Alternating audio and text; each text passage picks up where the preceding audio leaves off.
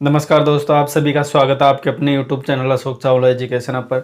दोस्तों, हम पढ़ रहे थे मारवाड़ का इतिहास से संबंधित वीडियो में देख रहे थे, जिसमें हमने मारवाड़ के जितने भी शासक थे उनको सभी को देखते हुए आगे बढ़ रहे थे। और हमने पिछले वीडियो में पढ़ा था कि राव चंद्रसेन जो कि मारवाड़ जोधपुर का शासक था, उससे संबंधित हमने पढ़ा और उसने किस प्रकार अपने भाइयों से संघर्ष करते हुए नया शासक बना वो मारवाड़ का, और किस प्रकार से उसने राज्य शासन किया, अपना शासन बढ़ाया। और देखिए, जो मारवाड़ की जो ये शासक है राव चंद्रसेन, उसको मारवाड़ का प्रताप, मारवाड़ का बुला बिसरा राजा इत्यादि कहा जाता है। यानी इसकी तुलना है जो मेवाड़ के शासक महाराणा प्रताप से की जाती है। तो उसमें हमने कल वाले वीडियो में कहा था कि हम नेक्स्ट वीडियो में देखेंगे कि इससे संबंधित इनमें क्या क्या समानता है और क्या क्या इनमें विभिन्नता है।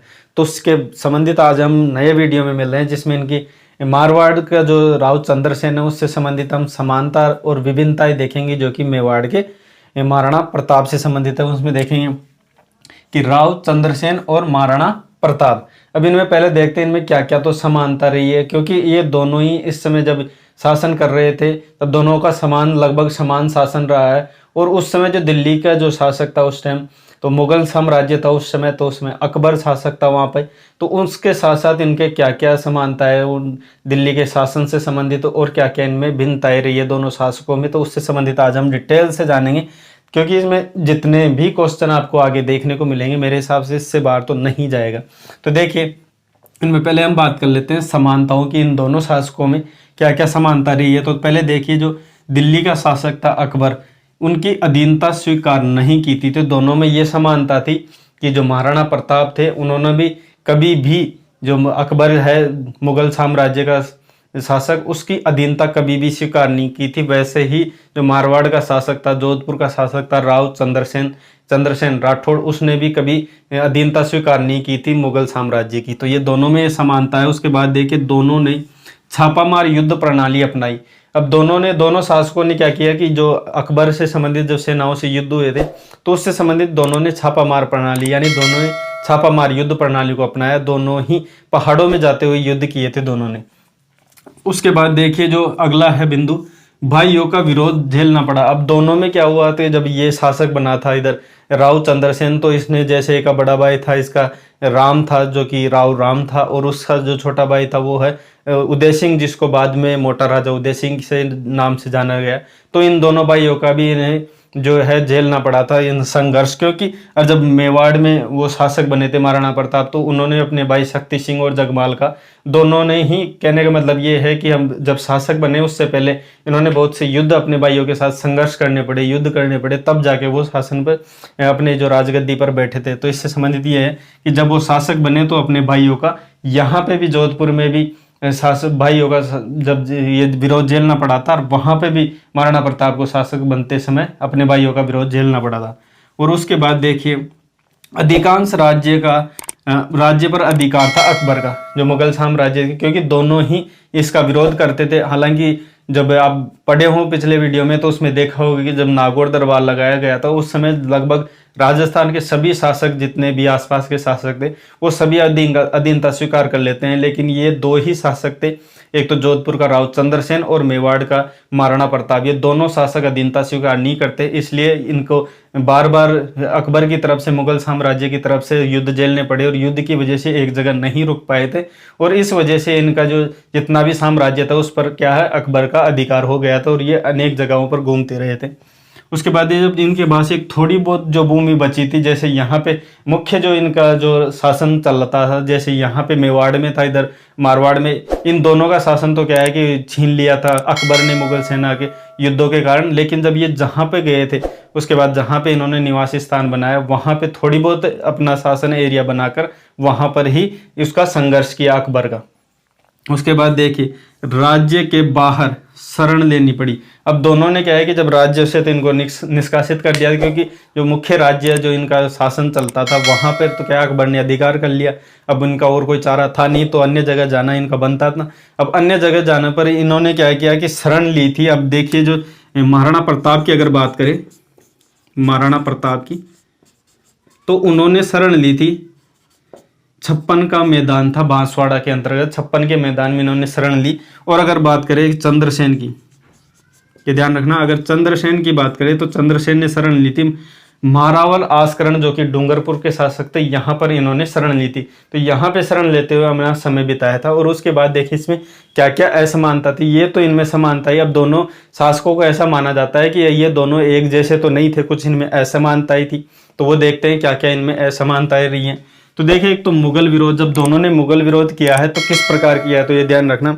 इसमें ऐसा बताया गया है कि जो महाराणा प्रताप है, ये ध्यान रखना, यहाँ पे महाराणा प्रताप है वो क्या है कि जब पैदा हुए थे उसके जन्म के बाद से ही वो ये सोच लिए थे कि मैं कभी भी मुगल साम्राज्य के अधीन नहीं रहूंगा, कभी भी उनकी अधीनता स्वीकार नहीं करूंगा। लेकिन हमने पिछले वीडियो में देखा है कि जो राव चंद्रसेन था वो जब 1570 का जो नागौर दरबार लगा था उस समय तक वो मिलना चाहता था अकबर से। आपने पढ़ा था पिछले वीडियो जिसमें हमने देखा था कि नागौर दरबार में राव चंद्रसेन मिलने आता है, अधीनता स्वीकार करने तो आता है, लेकिन जब नागौर दरबार में वो आके देखता है कि उसका जो छोटा भाई, बड़ा भाई था उदय सिंह, मोटा राजा उदय सिंह, वो पहले से ही अकबर से मिल गया था। इस वजह से वो वहाँ से नाराज होकर वापस चला गया। और इस बात से जो अकबर है वो भी क्रोधित होता है कि नागौर दरबार में कि ऐसा ये शासक था जो मेरे दरबार में आकर मेरी अवहेलना करके वापस चला गया।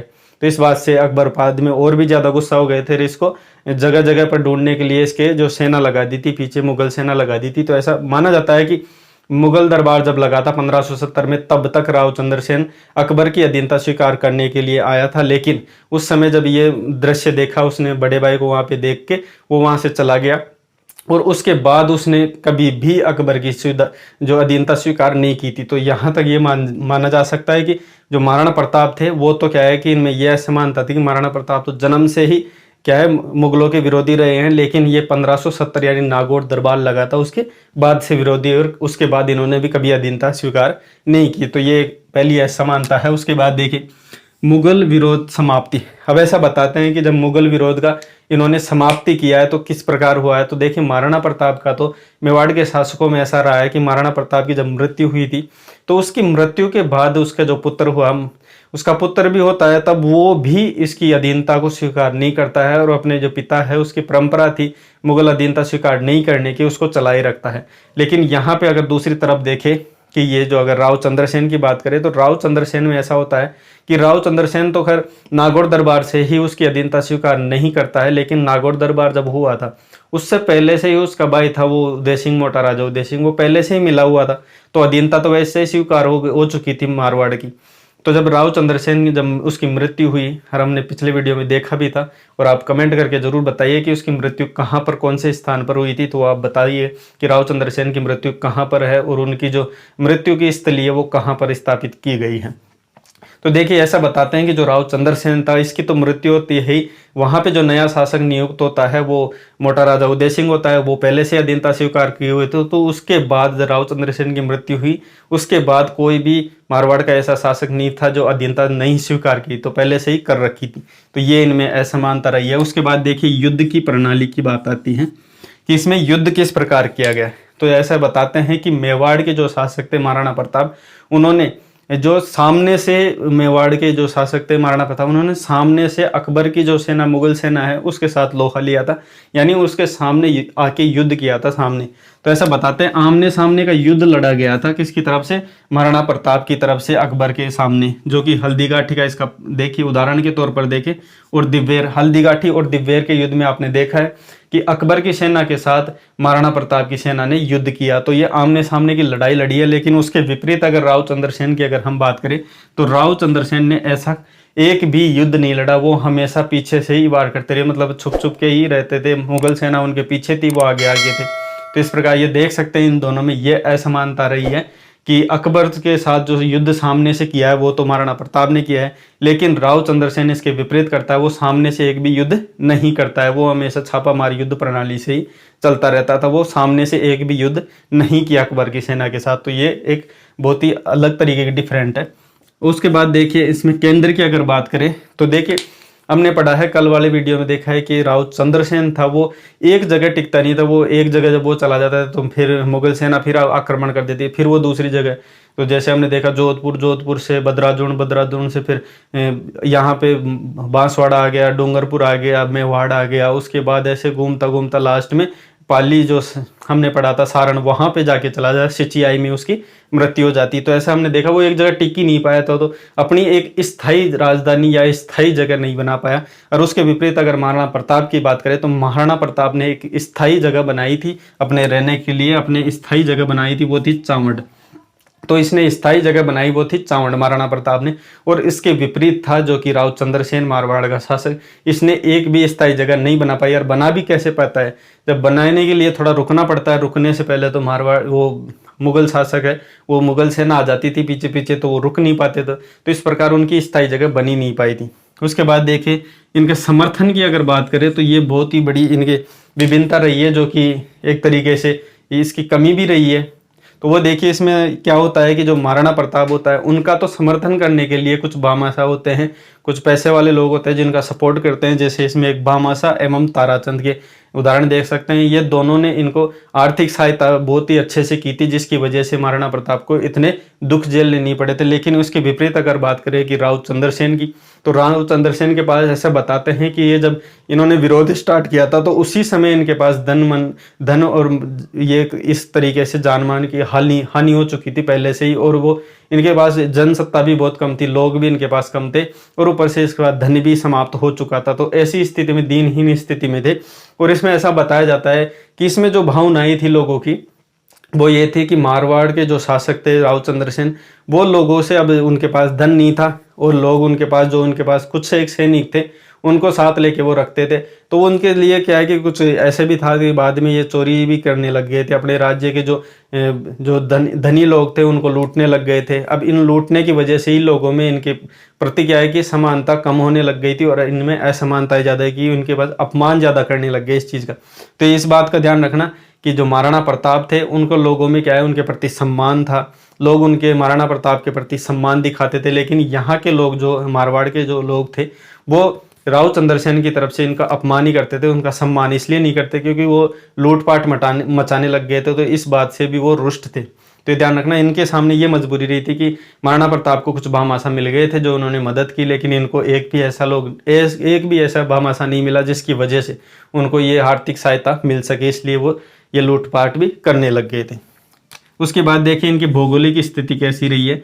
तो देखिए महाराणा प्रताप की अगर बात करें तो मेवाड़ के शासक हैं, मेवाड़ के आसपास के जितने भी क्षेत्र हैं उन सभी क्षेत्रों में आपने देखा पहाड़ी इलाका है, वहाँ पे अरावली की कुछ साक्ष्य मिलते हैं। तो उन अरावलियों की वजह से वहाँ पे पहाड़ियाँ हैं, और पहाड़ियों में क्या है कि सभी व्यवस्था होती है, चाहे वो खेती की हो, कंदमूल वगैरह की हो, तो उसमें सारी जुगाड़ हो जाते थे, मतलब खाने पीने की सारी व्यवस्था हो जाती है, छुपने तक की भी, सेना रखने तक की सभी व्यवस्था हो जाती थी। लेकिन उसके विपरीत अगर बात करें कि राव चंद्रसेन के पास, तो राव चंद्रसेन आपने पता है राव चंद्रसेन का क्षेत्र था वो मारवाड़ का था। मारवाड़ राजस्थान के पश्चिमी क्षेत्र में पड़ता है, और पश्चिम में क्या है कि पड़ा है अपने रेगिस्तान है, थार है। तो इस वजह से वो रेतीला इलाका होने के कारण उसको कोई खाने की सामग्री नहीं प्राप्त होती थी और ना ही खेती करने की कोई जगह मिलती थी। तो इस वजह से वो ज़्यादातर इस प्रकार भौगोलिक परिस्थितियाँ भी इसके प्रतिकूल रही है, महाराणा प्रताप के विपरीत रही है। इस वजह से भी देखा जाता है इनमें असमानताएं हैं। उसके बाद बात करते हैं अगर राष्ट्रवादी भावना इनके बाद की, राष्ट्र में इनके प्रति लोग कैसी भावनाएं रखते थे। तो ऐसे देखें इन्होंने राष्ट्रवादी भावना का संचार किया, किसने, मारवाड़ के शासक थे। इन्होंने इस बात का संचार नहीं कर पाए थे क्योंकि लोग इनसे रुष्ट हो चुके थे, क्योंकि लूटपाट करते थे। और उसके विपरीत अगर बात करें कि मेवाड़ के जो शासक है महाराणा प्रताप, वो अपने सभी जो आसपास के जितने भी भील जाति के लोग थे उनमें भी अपनी भावनाएं विकसित कर चुके थे, संचार कर चुके थे इस चीज़ का। तो इस वजह से ये भी इनमें असमानता आई कि जो महाराणा प्रताप जिन्होंने अपने सभी जो अपने राज्य के लोग थे उनमें सबने अच्छी सद्भावना विकसित कर पाए थे, लेकिन ये नहीं कर पाए थे क्योंकि इनके पास धन की कमी थी। तो अब लूटपाट करना इनका वो आदत बन गई थी एक तरीके से। इनका क्या है कि एक तरीके से मजबूरी भी थी कि लूटपाट करके ही ये अपने सेना के लिए कुछ खाद्य सामग्री इकट्ठा कर पाए। तो इसलिए थोड़ा राष्ट्रवाद की भावना भी इनमें थोड़ी विपरीत रही है। तो ये इनमें असमानताएं थी और ये इनकी समानताएं हैं।